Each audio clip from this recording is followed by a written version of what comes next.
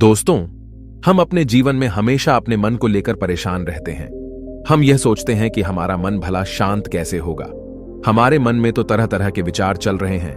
हम काम कुछ और करना चाहते हैं, लेकिन हमारा मन हमसे कुछ और ही काम करवा लेता है।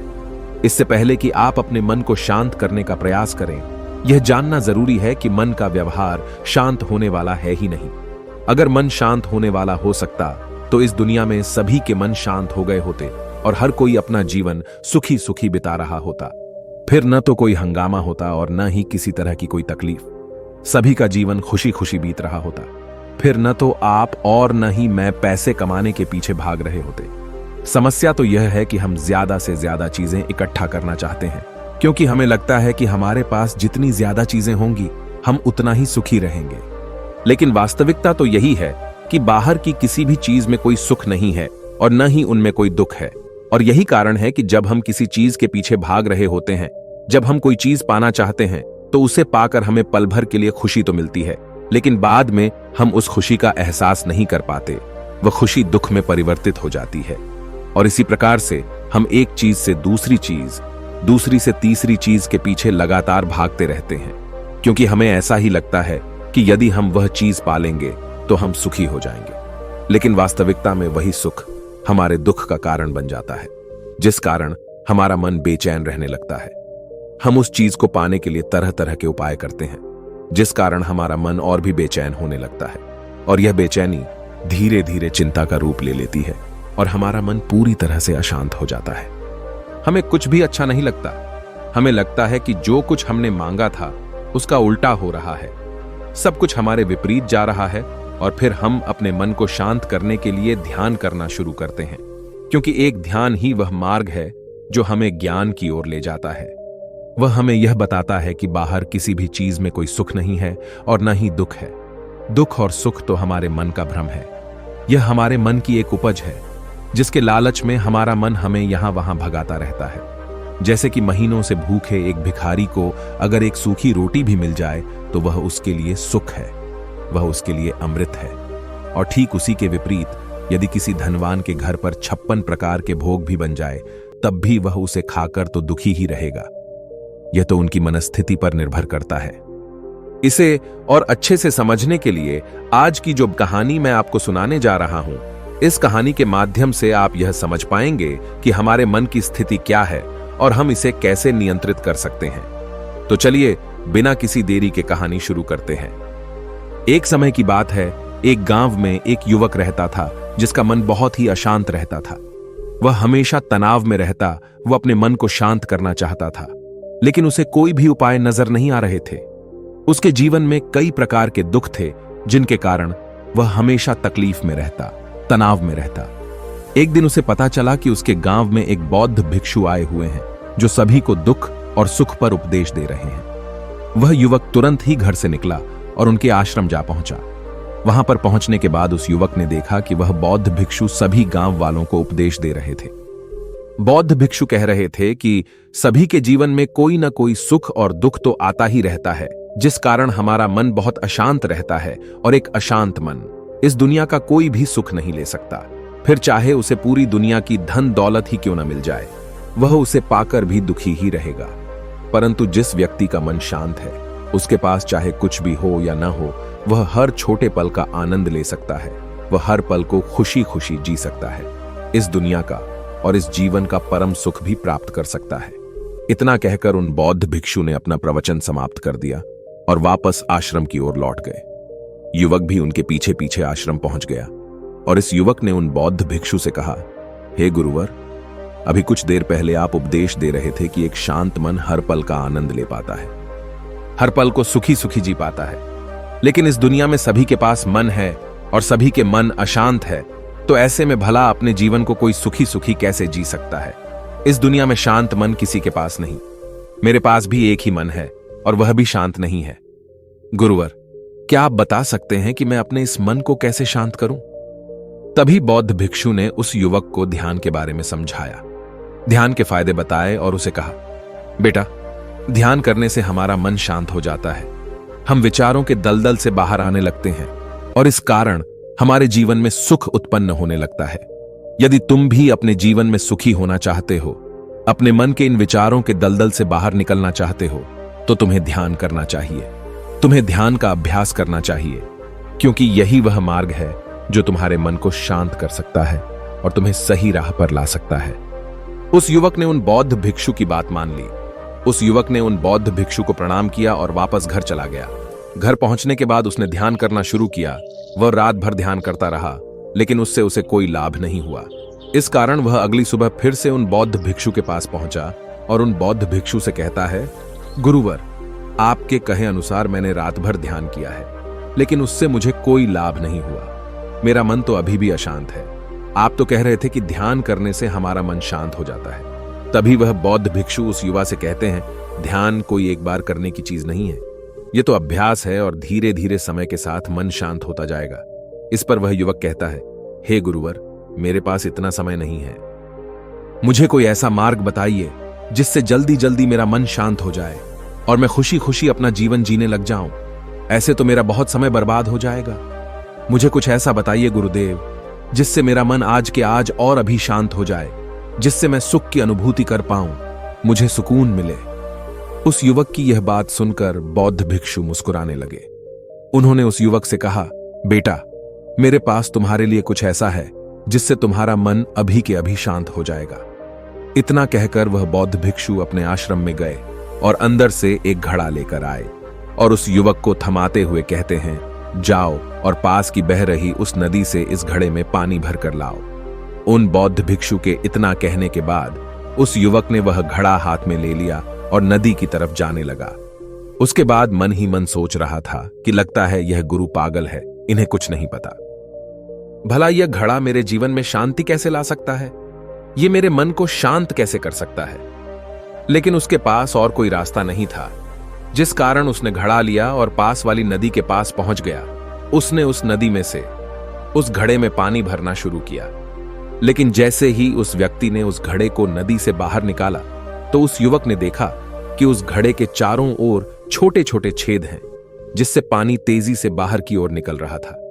उसने लगातार कई बार प्रयास किए, लेकिन काफी बार कोशिश करने के बाद भी वह उस घड़े को पूरा नहीं भर पाया और थक हार कर उन बौद्ध भिक्षु के पास वापस लौटा और क्रोधित होकर कहता है, गुरुवर, आपने यह कैसा घड़ा दिया है?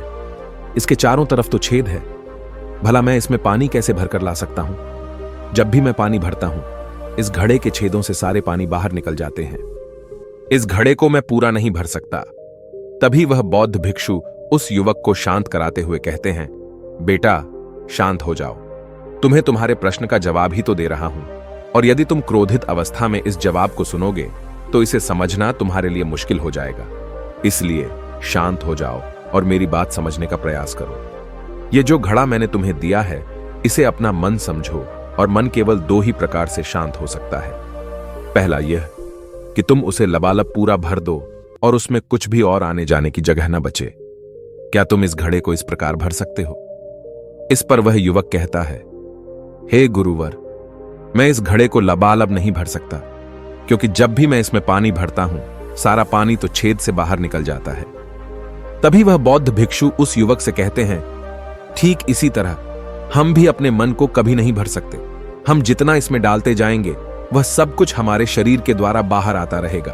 फिर चाहे वह क्रोध हो, प्रेम हो या फिर दया, हम जो भी अपने अंदर आने देते हैं, वही हमारे अंदर से बाहर भी आता है। और इसीलिए मैंने तुम्हें छेदों वाला घड़ा दिया, क्योंकि यह हमारी मन के जैसा ही है। और जब हम इस मन को बस भरना चाहते हैं, तब तुम अपना समय बेकार कर रहे हो। क्या तुम्हें एक पल के लिए भी ये नहीं सोचा कि इसी प्रकार तो तुम अपने मन को भरने में भी लगे हुए हो? क्या इससे तुम्हारा समय बर्बाद नहीं हो रहा? क्या इससे तुम्हारा जीवन बर्बाद नहीं हो रहा? क्योंकि जिस भी चीज से तुम अपने मन को भरोगे, वह तो बाहर निकल ही जाएगी। उस युवक को अपनी गलती का एहसास हुआ। वह तुरंत उन बौद्ध भिक्षु के चरणों में गिर गया और उन बौद्ध भिक्षु से कहता है, गुरुवर, आपने सच कहा। मैंने कभी भी इसके बारे में नहीं सोचा कि मैं अपना जीवन अपने आप ही बर्बाद कर रहा था। ठीक है, मैं तो इस बात से अनजान था, लेकिन आज आपने मेरी आंखें खोल दी। परंतु गुरुवर, अगर यह मन को पूरी तरह भरने का पहला तरीका मन को शांत नहीं कर सकता, तो मन को शांत करने का दूसरा तरीका कौन सा है? गुरुवर, मुस्कुराते हुए उस आदमी से कहते हैं, दूसरा तरीका है कि अपने मन को पूरी तरह खाली कर दो। इस पर वह व्यक्ति कहता है, गुरुवर आप ही मुझे बताइए कि मैं अपने मन को खाली कैसे कर सकता हूं। तभी बौद्ध भिक्षु कहते हैं, बेटा यह तो बहुत ही सरल है, बाहर का कूड़ा अपने भीतर मत जाने दो, इस प्रकार तुम्हारा मन अपने आप ही खाली हो जाएगा। वह व्यक्ति कुछ देर सोच विचार करने के बाद बौद्ध भिक्षु से कहता है, हे गुरुदेव यह कैसे संभव है? जो भी हम देखते हैं सुनते हैं वह हमारे मन में ही तो जाता है, वह हमारे भीतर की ओर ही तो जाता है, फिर मैं उसे कैसे रोक सकता हूं? इस पर बौद्ध भिक्षु मुस्कुराने लगे और उस युवक से कहते हैं, बेटा मैं तुम्हें यही तो समझाने का प्रयास कर रहा हूं कि मन को केवल ध्यान से ही जीता जा सकता है और एक दिन ध्यान करने से कुछ नहीं होने वाला। हमें इसके लिए समय देना होगा, हमें इसके लिए धैर्य रखना होगा, इसका निरंतर अभ्यास करना होगा। आगे बौद्ध भिक्षु उस युवा से कहते हैं, बेटा क्या तुम्हें प्यास लगी है? युवक कहता है, हां गुरुवर मुझे बहुत जोरों की प्यास लगी है। इस पर उन बौद्ध भिक्षु ने उस युवक को पानी पिलाया और कहा, ये लो पानी पी लो, इससे तुम्हारी प्यास बुझ जाएगी। लेकिन मुझे एक बात बताओ, क्या आज पानी पी लेने से फिर तुम्हें कभी प्यास नहीं लगेगी? तुम कभी फिर मुझसे पानी नहीं मांगोगे? इस पर वह युवक कहता है, गुरुवर आप कैसी बातें कर रहे हैं? पानी तो हमारे जीवन का एक हिस्सा है, इसके बिना तो हम मर जाएंगे, और आप कह रहे हैं कि आज पानी पी लो और उसके बाद मैं कभी पानी न पीऊं। यह भला कैसे संभव है?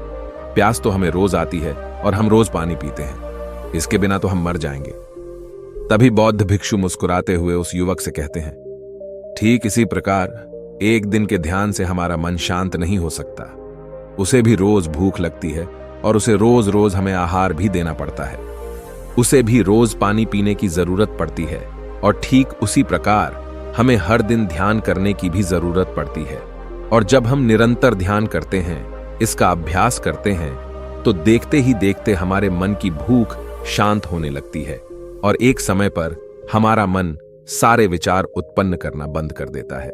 तब वह बाहर से कुछ भी ग्रहण नहीं कर पाता और जो कोई भी विचार हमारे भीतर है वह सारे विचार देखते ही देखते समाप्त हो जाते हैं और इसी प्रकार धीरे धीरे हमारा मन शांत होने लगता है। आगे वह बौद्ध भिक्षु उस युवक से कहते हैं, बेटा तुम ही तो कह रहे थे कि तुमने रात भर ध्यान किया है, लेकिन उसके बाद भी तुम्हारा मन शांत नहीं हो रहा। बेटा तुम चाहो तो 1 घंटे के लिए ध्यान कर सकते हो, चाहो तो पूरा दिन भर तुम ध्यान करो, लेकिन इसका लाभ भी तुम्हें उतना ही मिलेगा। अर्थात मान लो तुम 1 दिन के लिए ध्यान करते हो तो इससे तुम्हारे मन को भी शांति केवल कुछ समय के लिए ही मिलेगी। यह हो सकता है कि वह 1 घंटे के लिए शांत रहे या फिर केवल कुछ क्षणों के लिए, लेकिन वह शांत अवश्य होगा। लेकिन जैसे ही उसे फिर से भूख लगेगी वह फिर से अशांत हो जाएगा और फिर से यहां वहां भागने लगेगा और वह अपने विचारों की तलाश में आगे बढ़ेगा, क्योंकि उसे भी तो भूख लगी है, उसे भी तो खाना चाहिए, उसे भी तो पानी चाहिए। जैसे कि जब तुम्हें भूख लगती है तुम अशांत हो जाते हो, क्योंकि तुम्हें भोजन चाहिए, पानी चाहिए, ताकि तुम अपने पेट की भूख को मिटा सके और तुम्हें शांति मिले। इस पर वह युवक कहता है, आप सत्य कहते हैं, मैं ही गलत था, मेरी ही गलती है। मैं अपने मन को अवश्य शांत करके रहूंगा, फिर चाहे इसके लिए मुझे कितना भी समय क्यों न लग जाए, मैं भी उस सुख को प्राप्त करके ही रहूंगा। मैं इस खाली घड़े में पानी भरकर अपने जीवन को बर्बाद नहीं करना चाहता। मैं अपने मन को शांत करके ही रहूंगा, मैं अपने मन को पूरी तरह से खाली कर दूंगा। इतना कहकर उस युवक ने उन बौद्ध भिक्षुओं को प्रणाम किया और वापस अपने घर की ओर लौट गया। दोस्तों, हम लोगों के जीवन में भी कई प्रकार की समस्याएं हैं और हम उन समस्याओं का समाधान करना चाहते हैं, और अंत में हमें जो मार्ग मिलता है वह ध्यान है। हम ध्यान तो करना चाहते हैं, लेकिन हम उसके परिणाम को तुरंत पाना चाहते हैं। जब हम शुरू में ध्यान करते हैं तो हमें उसका कुछ भी लाभ नहीं मिलता और हमें लगता है कि यह व्यर्थ है, इससे हमें कोई भी फायदा नहीं होने वाला, क्योंकि हमें तो सब कुछ जल्दी जल्दी चाहिए। लेकिन वास्तविकता तो यही है कि ध्यान सब्र और समय मांगता है और साथ ही उसे शांति भी चाहिए। परंतु हम इतने अशांत हैं कि हमारे भीतर ये तीनों चीजें नहीं हैं। इसीलिए अपने भीतर धैर्य पैदा करें। जब आपके भीतर धैर्य पैदा होगा तभी आप सब्र, समय और शांति के महत्व को समझ पाएंगे, और फिर आपका समय चाहे कैसा भी क्यों न चल रहा हो, आप हर समय खुश रहना सीख जाएंगे। अगर आपका मन अशांत है तो यह किसी और के हाथों में नहीं है कि वह आपके मन को शांत कर सके। यह तो आपके हाथों में है कि आप अपने मन को किस प्रकार और कितनी देर तक के लिए शांत कर सकते हैं। दोस्तों, आपने आज के इस वीडियो से क्या सीखा वह मुझे आप कमेंट में बता सकते हैं। इसी के साथ में उम्मीद है कि आपको आज की वीडियो पसंद आई होगी, तो इस वीडियो को उस इंसान को शेयर करें और उसी के ठीक बाद चैनल को सब्सक्राइब करें। तो चलिए फिर मिलते हैं ऐसी एक और नई वीडियो में। तब तक के लिए अपना ख्याल रखें। धन्यवाद और नमो बुद्धाय।